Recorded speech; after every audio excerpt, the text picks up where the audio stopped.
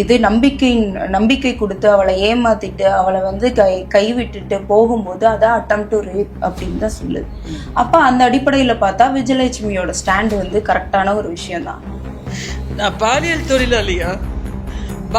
தொழிலாளியாடா நான் ஏன் டேய் இந்நாள் வரைக்கும் நீ தச்சிருப்படா, இந்த நொடியில இருந்து நீ வந்து எப்படி செருப்பால் அடிக்க வாங்க போற. பெண்கள் இயக்கங்கள் முற்றுகையிடுவதா இல்லையா அப்படிங்கிறத எல்லா இயக்கங்களும் சேர்ந்துட்டு முடிவு பண்ணணும்.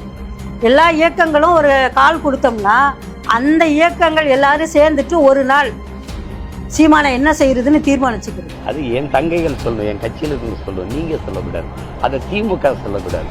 புரியுதா? என்னை பாலியல் குற்றவாளின்னு நீங்க எப்படி சொல்றீங்க? நீங்க நீதிபதியா? ஒரு பாலியல் தொழிலாளி அவன், அதுக்கு ஆதாரங்களை நான் காட்டவா?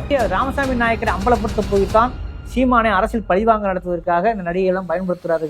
ஹெச் ராஜாவை நீ சப்போர்ட்